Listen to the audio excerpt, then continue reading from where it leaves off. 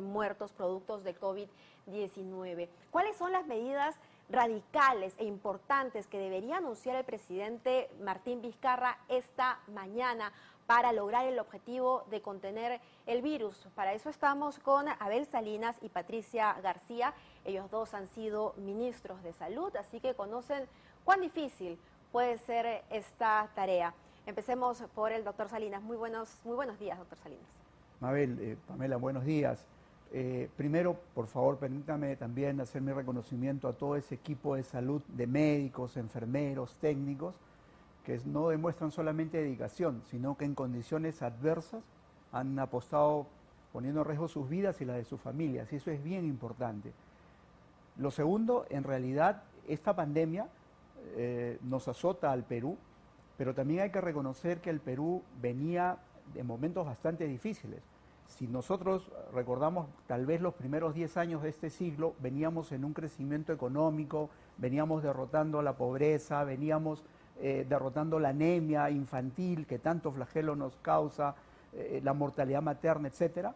En los últimos años esto comenzó lamentablemente otra vez a incrementarse y no hemos tenido muchos resultados en los últimos tiempos. Y en ese marco, más allá del tema político además y todo el tema que hemos tenido grave para el Perú, viene la pandemia. Pero doctor Salinas, se necesitan decisiones ya, porque hay mucha gente que está muriendo en estos momentos. ¿Cuáles deben ser esas decisiones? ¿Qué camino, qué rumbo debería tomar el Ejecutivo?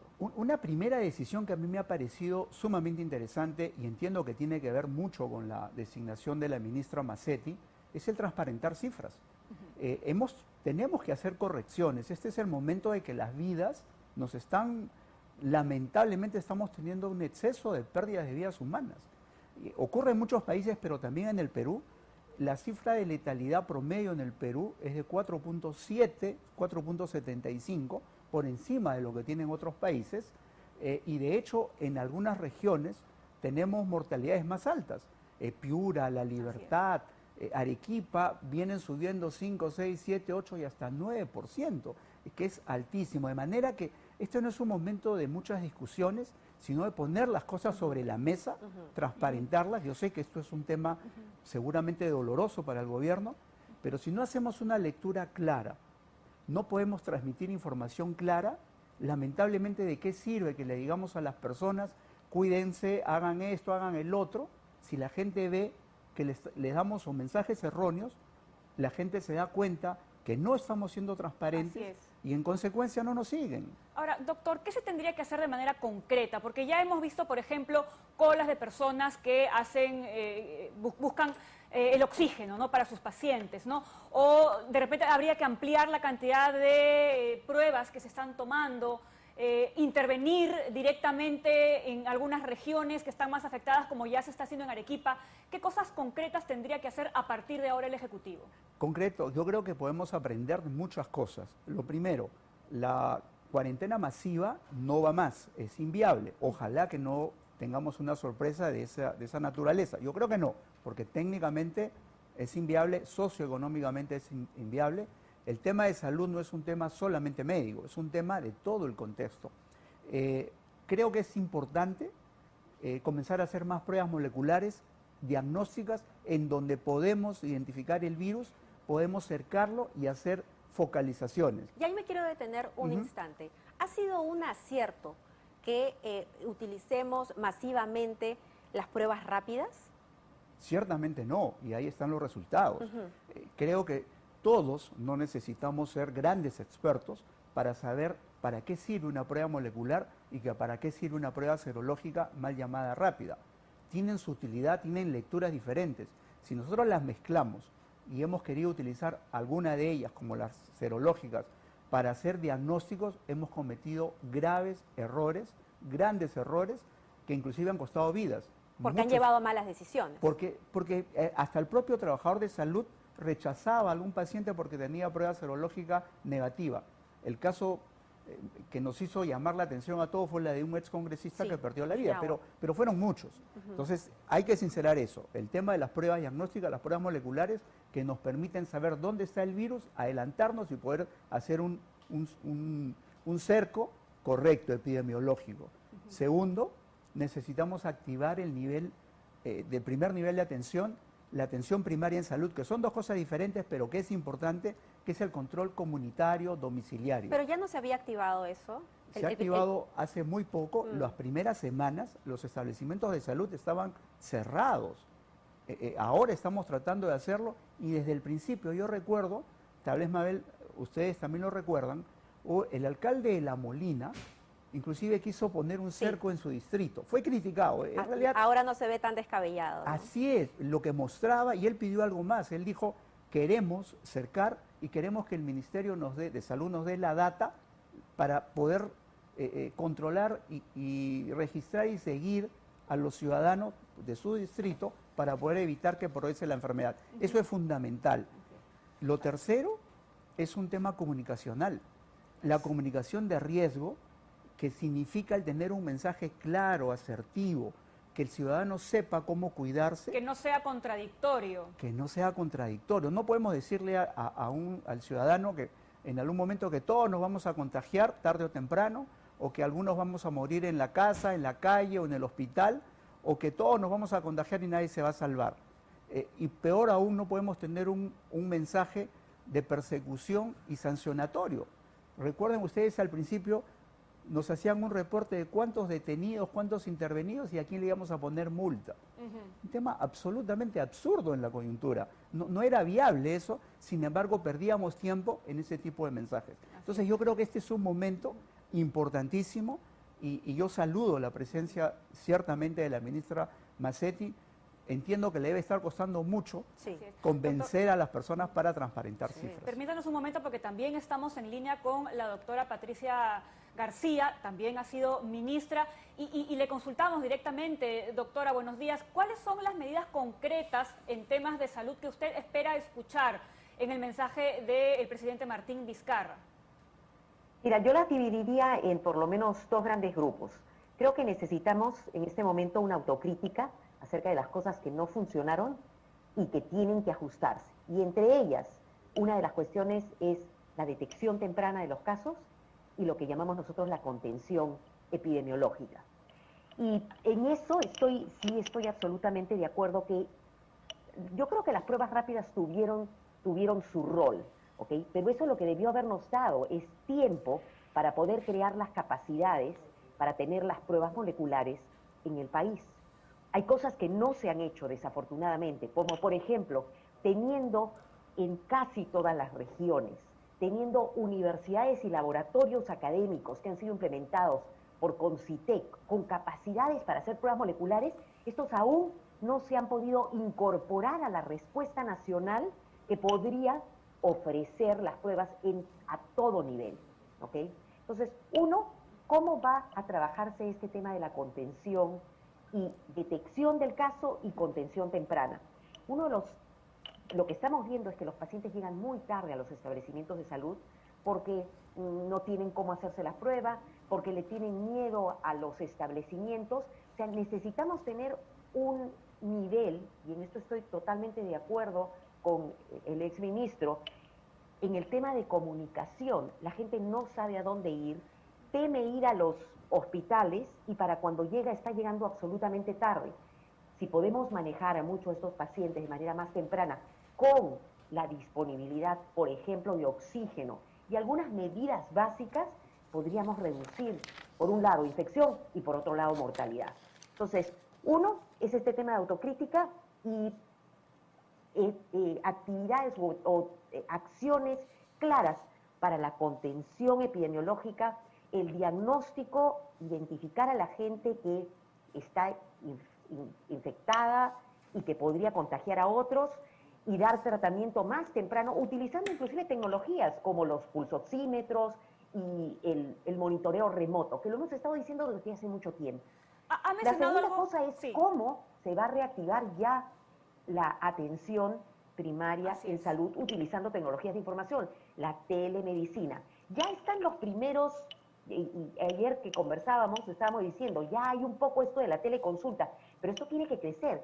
Se nos han quedado otros problemas de salud en el cajón. Las pacientes con enfermedades crónicas necesitan ser manejados.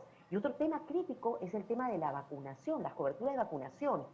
No quisiéramos que en medio de esta pandemia comenzáramos a tener otros problemas, especialmente ahora que se comienzan a abrir las actividades. Y la otra cuestión como actividad concreta, y tengo que decirlo, ¿ok? Creo que tenemos que bajarle la velocidad a esto de las aperturas, de la apertura económica, ¿ok? Esto nos está cobrando en realidad muy alto.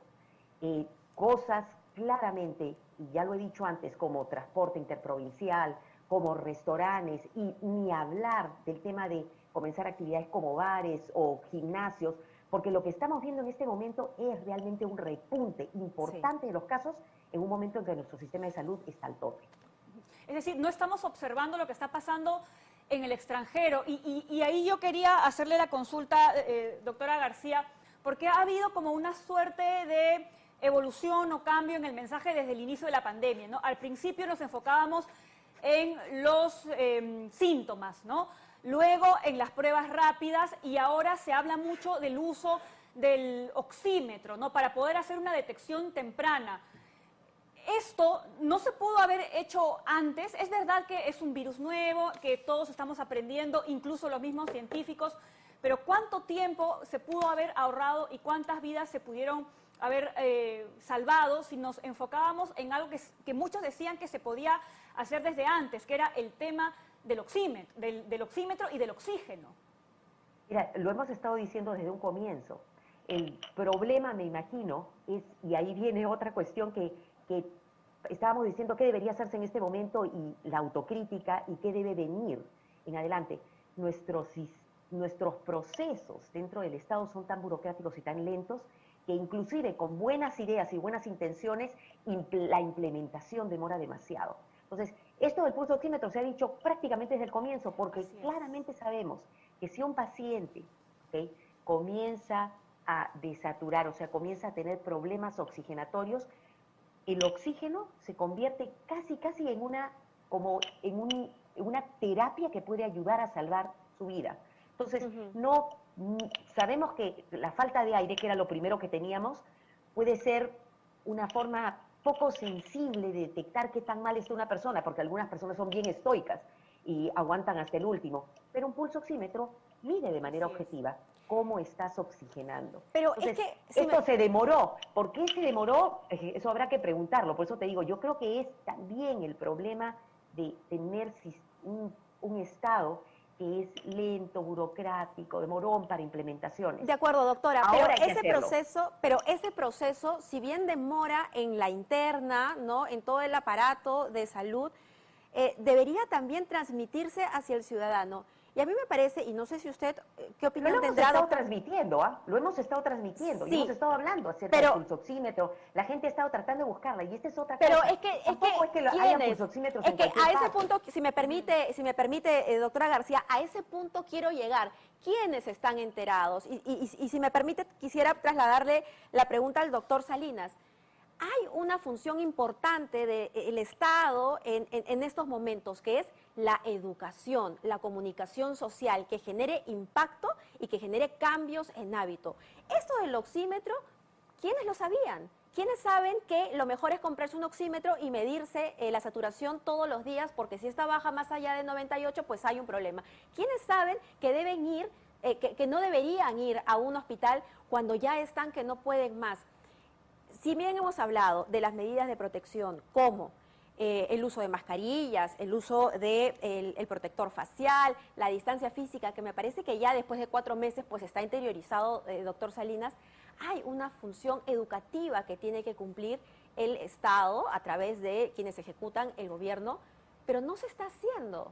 ¿Por qué? ¿Por qué es que desde un principio, cuando se debió hacer, miren, y hasta ahora, ¿cuánto tiempo ha pasado?, no se hace? Sí, ¿Por qué confiamos en solamente conferencias de prensa al mediodía? Sí, además es cierto, y ya que estamos en haciendo esos comentarios, es cierto, la comunicación de riesgo, esa comunicación asertiva en salud, nos ha fallado. No se trataba de tener grandes horas a mediodía dando información, además confusa, sino que se trataba de mensajes claros para que el ciudadano de a pie sepa cómo cuidarse y protegerse. Hace tiempo que esto se venía diciendo, lamentablemente por alguna razón no se hizo.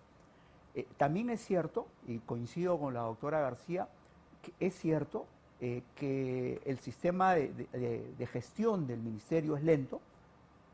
Hay momentos en que se puede acelerar, hay que tomar decisiones. Y también es cierto que el sector privado también pudo haber participado desde el principio en la compra de medicamentos, de insumos, de respiradores, ventiladores, oxímetros de pulso, etcétera, y había la voluntad de hacerlo.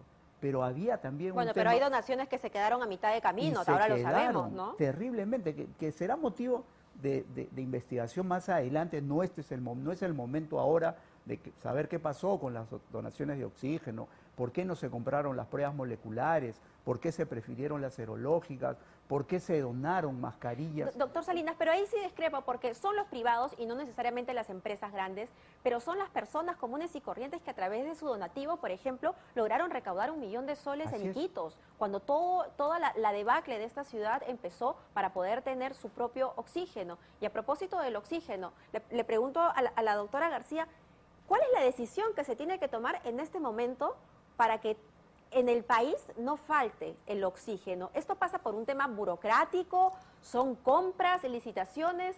Explíquenos, por favor. La ciudadanía quiere saber por qué no hay oxígeno. Bueno, en realidad esto es un tema que ya viene desde hace décadas, ¿ok? Y ya creo que creo que casi todos, y también así como se está diciendo que hay que hacer investigaciones, ha habido todo un problema por el cual hemos tenido en el país un monopolio en el que había solamente un productor de oxígeno, ¿ok? Y esto ya se vio, inclusive cada vez que teníamos friaje, una de las grandes dificultades en todo el país era el oxígeno. Y durante la emergencia del dengue, también se vio que cuando se partió la carretera panamericana no había forma de llegar oxígeno hacia el norte. Entonces, ¿qué es lo que se tiene que hacer en este momento? Ahorita se están tomando acciones, que son las acciones de emergencia, comprar, llenar, etcétera. Pero la inversión más importante que tiene que hacer el Estado en este momento es la inversión en la creación o la puesta en marcha de plantas de oxígeno, de producción de oxígeno en las diferentes regiones, haciendo una evaluación en los hospitales. Los hospitales deberían tener sus propias plantas de oxígeno que pudieran abastecer las necesidades de una zona específica, no solamente del hospital, porque también pueden haber establecimientos que los requieran. Ahora, eso de ahí ya lo hemos estado hablando, y te comento esto porque este es un análisis que hice con la gente de Grand Challenges Canada y con el gobierno canadiense. Etiopía tenía el mismo problema que nosotros, tiene una geografía muy parecida con cordilleras, etcétera, y haciendo un análisis de necesidades y con una inversión inicial que no ha sido muy importante, pero que sea crítica para la salud de su gente, ha comenzado a poner estas plantas de oxígeno. Y estas plantas de oxígeno no necesariamente tienen que ser manejadas por los mismos hospitales y por el Ministerio de Salud. Se puede convertir en un modelo de negocio que pueda permitir también parte de esta reactivación económica que se necesita. Entonces, esto por lo menos ya lo he puesto sobre la mesa para que lo vean en el Ministerio de Salud. El gobierno canadiense también está interesado en ver esto, pero los tiempos son importantes. Entonces, plantas necesitamos a nivel nacional para que no nos vuelva a agarrar una cosa así, plantas de producción de oxígeno en diferentes hospitales localizados en lugares estratégicos, porque es imposible estar llevando balones de un lado para otro. Se tiene que producir el oxígeno. Bien, y una doctora última García. cosa, fíjate, este tema de reactivación económica tiene que incluir aspectos como esto. O sea, la reactivación económica no solamente debe ser la minería, abrir los establecimientos comerciales. Hay que comenzar a repensar la reactivación económica como lo han hecho otros países, incluyendo tecnología, biotecnología y ciencia como caminos que nos ayuden a responder problemas y también a reactivar nuestra economía. Muchas gracias, doctora García. El tema del oxígeno es importante, pero antes de irnos le pediría un minuto, doctor Salinas. ¿Cómo resolvemos el recurso humano? No hay, es una utopía pensar que van a haber más intensivistas, los traemos del extranjero, ¿qué hacemos? No hay. ¿Qué solución se le puede dar? Así es, yo creo que brevemente necesitamos, en el tema del oxígeno, sí necesitamos algunas plantas, el consumo del oxígeno ha sido muchísimo mayor en este tiempo y después no se necesita tanto, pero sí es necesario tener algunas plantas para la emergencia. Segundo, hay que activar el primer nivel de atención, donde no necesitamos súper especialistas y donde podemos contener la enfermedad, evitar que el ciudadano se agrave. Y tercero, necesitamos mejorar el mensaje comunicacional y naturalmente tener un plan de recuperación de lo no atendido. Son millones de dosis de vacunas no aplicadas, muchas cirugías postergadas, tenemos mortalidad, todas las defunciones que están en exceso no necesariamente son COVID, algunas también corresponden a otro tipo de enfermedades. Pero son como el colateral, ¿no? Así es, de manera tal que yo creo que este es el momento de hacer algunos reajustes, algunos cambios. Yo creo que las cosas sobre la mesa y es la oportunidad. Todos los peruanos queremos eso.